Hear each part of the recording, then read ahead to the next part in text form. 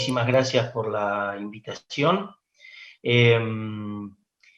Nos invitaron a reflexionar sobre cómo podríamos diferenciar las carnes producidas en el Valle 16 de octubre, en la zona de Trevelin. Y bueno, para realizar esta reflexión, primero vamos a analizar un poco las calidades que pueden ser comunicadas y después reflexionar un poco sobre las posibles estrategias de diferenciación de estas carnes. En primer lugar, tenemos que tener en cuenta que la evolución de lo que es el concepto de calidad hoy marca percepciones diferentes.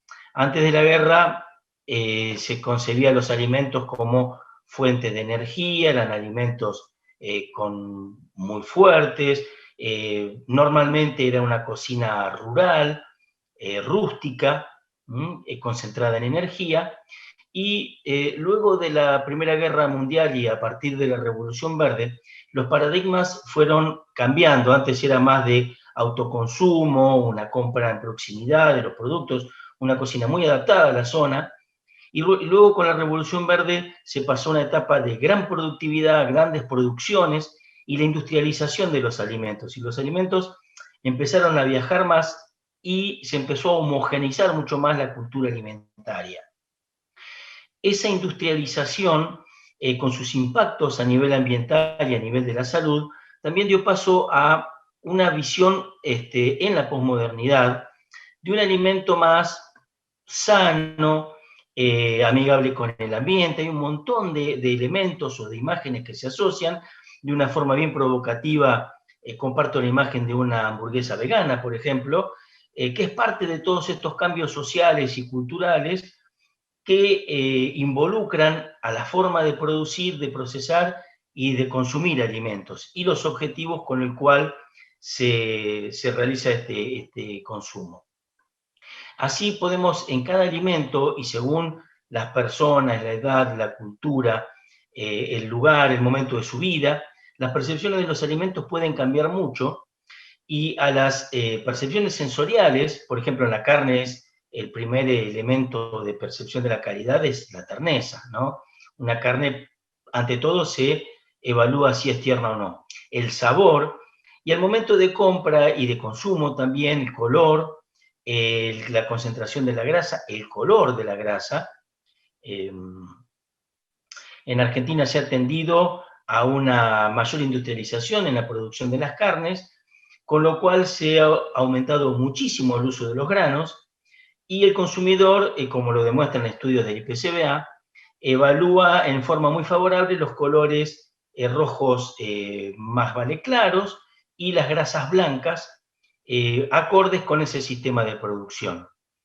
También hay otros elementos que se tienen en cuenta como el impacto ambiental. La ganadería vacuna, por ejemplo, está en muchos ámbitos cuestionada por su impacto ambiental, con elementos a favor, elementos en contra, pero también tenemos que tener en cuenta que hay una gran diversidad de sistemas y la ganadería, el impacto ambiental y territorial varía entre una región y otra y entre un sistema y otro. Los aspectos nutricionales siguen siendo importantes, siguen siendo tenidos en cuenta, y las carnes son valoradas por su aporte de proteína, de ácidos grasos insaturados en el tema de las carnes de sistemas pastoriles. Los aspectos de inocuidad, por ejemplo, bueno, las carnes procesadas, se ha puesto mucho hincapié en ello. A nivel simbólico, como decía, cambió mucho la percepción de los alimentos. Y hay como, luego de toda esa homogeneización y pérdida de identidad con el territorio de los productos industriales, hubo como una vuelta a revalorizar lo ancestral, lo artesanal, lo casero, la receta de la abuela, lo natural. Todas esas imágenes simbólicas cobran gran fuerza, ¿no? Y como decíamos, el alimento como medicamento. Muchas veces para prevenir, se come tal o cual cosa, se come muchas fibras para prevenir enfermedades, en otros casos para curar esas enfermedades, o como estimulantes en el caso del mate, del café y otros. podemos a nivel de los alimentos entender que hay como dos componentes entonces, uno que se puede medir, que se puede materializar y que llamamos objetivable, medible, y un componente subjetivo que son las imágenes que se asocian a ese alimento. Y es evidentemente la percepción es personal y también condicionado, como decía antes, por la cultura a la que se pertenece, por la edad y demás componentes. Por ejemplo, hay momentos que uno está muy choqueado con determinado evento, entonces pone más atención quizás a lo saludable de un alimento, en otro momento puede prestar menos atención o haber un permitido. Hay alimentos que son festivos, por ejemplo, el asado es reunión, un bife es una comida más cotidiana. Entonces, cada alimento tiene como un momento de consumo y hay un montón de elementos que juegan en su percepción. Y obviamente el momento de su compra, antes de su consumo. Y hay algo que es importante que hay que tener en cuenta, es que la calidad simbólica y la calidad objetiva de lo medible son dos caminos que no necesariamente son paralelos. Por ejemplo, cuando compramos carne, nos imaginamos, o suele haber en los puntos de venta elementos que evocan el campo, el pasto, animales en libertad, y sin embargo, gran parte de las carnes que consumimos en nuestro país son de sistemas intensivos o de feedlot o a pasto con mucho grano. Entonces, por un lado cambió muchísimo la forma de producir, pero no cambió tanto el imaginario del consumidor.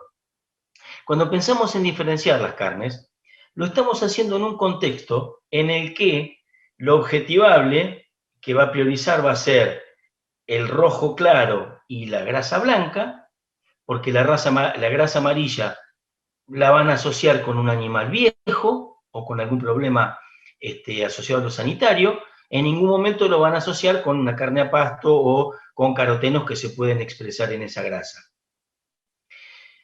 Y se va a estar imaginando quizás, o no se hace la pregunta, o se imagina que es a pasto. Algunos tendrán conciencia que es de sistemas más intensivos en confinamiento, pero la gran parte del consumidor, el imaginario no cambió tanto, como si cambiaran los sistemas de producción y las características de las carnes. Entonces, cuando pensamos en comunicar una calidad, tenemos que tener en cuenta el sistema de producción y su relación con las características de las carnes y las grasas, el impacto sobre la salud humana, el impacto ambiental, el impacto territorial sobre la demografía, sobre las tradiciones, los saberes. No es lo mismo un sistema de engorde a pasto que un sistema en confinamiento, por ejemplo, porque requiere de conocimientos diferentes. Y un concepto que también ha crecido en importancia es el del bienestar animal. Es algo que en el imaginario preocupa, aunque luego en la compra no sea, por lo menos en nuestros países, un elemento decisivo. Pero sí son elementos que están jugando en el imaginario. Y el paisaje y la cultura son elementos que también se pueden comunicar. Y en el caso, bueno, de las carnes de Trevelin, es evidente que hay elementos muy positivos para asociar. Bien, ahí tenemos el ejemplo. Si miramos un poco los sistemas de producción que estamos abordando, son sistemas de producción que son básicamente a pasto, con una producción muy fuerte, muy concentrada en primavera-verano. Las razas predominantes son británicas, básicamente Hereford y algo de Angus que está llegando, y ahí se ve el producto de ese cruzamiento. Una característica es el bache de invierno muy fuerte que hace que las ganancias de peso de ese destete de otoño sean muy bajas y haga un crecimiento compensatorio en verano. La pregunta es en qué medida ese crecimiento compensatorio alcanza para terminar los animales a pesos adecuados. Hay todo un tema técnico que está abordando el grupo y que han avanzado mucho en esos aspectos, pero sigue siendo un desafío. Bueno, el hecho de que sean carnes a pasto, en toda esta evolución que comentábamos de la búsqueda del alimento como un medicamento, como nutrición, como prevenir enfermedades, también el tema del impacto ambiental. Bueno, hay un montón de elementos en este sistema de engorde a pasto, pero cuando diferenciamos, la primera etapa son reses, ¿no? Entonces tenemos que lograr lotes de animales que sean parejos y estén bien terminados. El bien terminados siempre es relativo, pero hay un grado de engrasamiento aceptable por debajo del cual es percibido como muy magro y con un exceso, que no sería el caso porque terminadas a pasto en poco tiempo no parece ser el mayor problema, pero sí no puede exceder determinado grado de engrasamiento. A los que les interesa, el IPCBA ha publicado mucho en este sentido y hay trabajos muy interesantes que esclarecen un poco el perfil del consumidor argentino. Y digo argentino porque, si bien hace 20, 30 años el consumidor patagónico estaba más acostumbrado a las carnes producidas en Patagonia, con la instalación de los confinamientos en Patagonia y con la venta de carne sin hueso de la región pampeana, hoy el consumidor patagónico tiene un gusto mucho más parecido al resto de la Argentina del que tenía hace 20 años. Entonces, ese engorde a pasto, por un lado hablamos de lotes de animales que deben ser homogéneos, en pesos de terminación, según postulaban los productores del grupo, desde 380, 420, 440, que son tamaños muy apreciados, son reses livianas y bien apreciadas por los consumidores locales. Surgen los desafíos, bueno, la comunicación justamente del perfil de ácido graso con la relación omega 3, omega 6, que es tan valorada hoy día. Bueno, las carnes a pasto, justamente el punto fuerte es conservar esa calidad tradicional de las carnes que a pasto tienen un perfil de ácidos grasos insaturados que pueden tener consumidas en las cantidades que son recomendadas, un impacto muy positivo sobre la salud. La cuestión del sabor es más relativo, pero básicamente a pasto es un gusto del que el consumidor argentino estaba habituado, que es interesante, es un sabor tradicional, podríamos decir, de nuestras carnes. El color de la grasa y de la carne es un desafío, sobre todo el de la grasa, y en el caso de las carnes a pasto hay que hacer toda una docencia para que el consumidor valore los colores más amarillos de la grasa como un aspecto positivo. Y es en ese sentido ir en contra de la corriente, con lo cual no es un esfuerzo menor y no es, digamos, una batalla ganada de arrancada. Y la cuestión de la terneza, como decíamos hoy, es central, no solo en la etapa de producción, que vamos a ver que está relacionada con el bienestar animal, con las ganancias de pesos adecuadas, con buenos grados de terminación, que tengan buen marmoreo, y también el tratamiento en faena, en transporte de faena y post faena. Y sobre todo si estamos pensando en cortes al vacío, tener en cuenta que el vacío hace más lenta la maduración de las carnes, con lo cual tenemos que llegar con una muy buena carne al momento de envasar al vacío. Comunicar que estos manejos contribuyen a preservar el ambiente en la medida que se hagan en forma responsable, y en la medida que estas actividades permiten conservar los agroecosistemas, estamos contribuyendo a la preservación de la biodiversidad. El bienestar animal es uno de los temas abordados por este grupo, así que solo quiero destacarlo, que es un atributo a comunicar, y todas las prácticas y conocimientos que se movilizan en esta región para lograr esas carnes son elementos que pueden ser comunicados y valorados. Bueno, vimos qué calidades se pueden comunicar. El tema ahora es cómo y a quién, ¿no es cierto? Y no parece una batalla tan fácil, pero sí se ve que hay muchos elementos positivos a comunicar. Carnes a pasto. Hay una cuestión a observar que es el invierno, cómo se alimenta ese animal en invierno, de dónde vienen esos alimentos por el impacto ambiental, y también por el impacto sobre el perfil de ácidos grasos. De todos modos, los especialistas coinciden que con 5 meses de alimento a pasto posterior a una alimentación con suplementación, solamente a pasto durante 5 meses debería volver a dar el perfil de las carnes a pasto. El hecho de que sean raza británica, que contribuye a un buen marmoleo, terneza, facilidad de engorde, y acá quiero poner especial atención en los biotipos, porque dentro de las razas británicas, las modas que aumentaron el tamaño e hicieron más magras a las razas, esos biotipos más new type no se adaptarían a estos sistemas y dificultarían mucho lograr homogeneidad y grado de engrasamiento a pasto. Entonces, la genética también es otra de las cuestiones a tener en cuenta, pero creo que los biotipos que se manejan en esta región se adaptan a este tipo de manejo. Una limitante que parece fuerte es que la oferta de animales terminados se da en otoño y es muy concentrada en fin de febrero, marzo, abril, eventualmente mayo.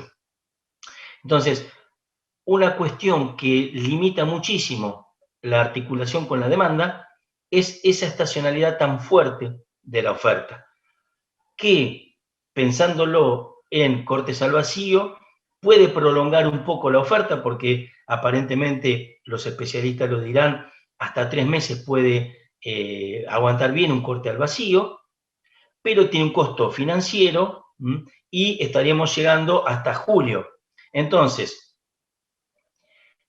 el tema es qué mercados abastecer, porque si están concentrados y no es en la época de mayor turismo, parecería el consumidor regional el destinatario de estos esfuerzos y de esta diferenciación. Por los volúmenes que se puedan manejar y que se vaya construyendo como mercado, quizás al principio esté bueno que sea zonal, porque esto es una construcción, toda diferenciación es una construcción en el tiempo, todos los productos tienen que ir haciéndose conocer con sus bondades, corrigiendo defectos, generando confianza. Si fuera patagónico, hay centros importantes de consumo en toda la Patagonia, que bien podrían ser receptores de este tipo de carnes. Y el tipo también de cliente y de consumidor, porque el cliente puede ser, por ejemplo, si son envasadas al vacío, se pueden vender en comercios, que no necesariamente tienen que ser carnicerías. Pueden ser carnes a pasto, pueden ser complementarias de otros productos que vendan determinados comercios. O pueden ser restaurantes, pueden ser hoteles, en cuyo caso habría un intermediario con ese consumidor que por un lado puede valorar esa calidad, pero que luego habría que ver cómo se comunica al consumidor.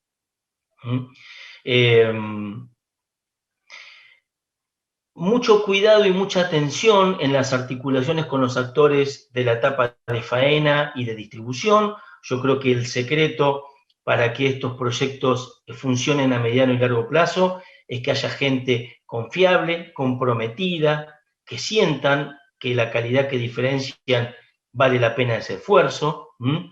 Y también se puede pensar en articulaciones directas con consumidores a través, en el tiempo, desarrollando sistemas comerciales de comercio electrónico que bien pueden facilitar la articulación productor-consumidor. Por último, me gustaría abordar brevemente qué tipo de sello permitiría comunicar mejor estas calidades. Bueno, carnes orgánicas no necesita mayor explicación. La cuestión de las carnes orgánicas pasa muchas veces por los costos de certificación y por la ubicación de los consumidores que aprecien el sello de orgánico, pero bueno, creo que hay alguna experiencia en ese sentido, puede servir como insumo. Una denominación de origen, en realidad uno tendría que preguntarse si los mallines de la región de Trevelin son una unidad geográfica en lo ambiental y en lo cultural, o si forman parte de un ambiente más amplio, y si fuera más amplio, hasta dónde alcanza, y esos ambientes y esas prácticas, esa combinación de lo biofísico y de lo humano en el manejo, si dan alguna particularidad en las carnes, y en caso de que se comprobara que efectivamente hay una calidad particular, única, debido a esas condiciones especiales de producción, se podría pensar en una denominación de origen, pero habría que pensar en qué escala territorial. si es suficiente a nivel zonal o si es más amplio. Por último, y yo pienso que esta es la herramienta hoy la más adecuada y la más fácil, sería registrar una marca y logo y funcionar como una marca colectiva en la que la asociación o el organismo que es propietario de esa marca regula el uso de la misma. Entonces, las calidades que se comunican son las que se fijan como objetivos en el contexto de esta marca privada hecha colectiva. Muchas gracias.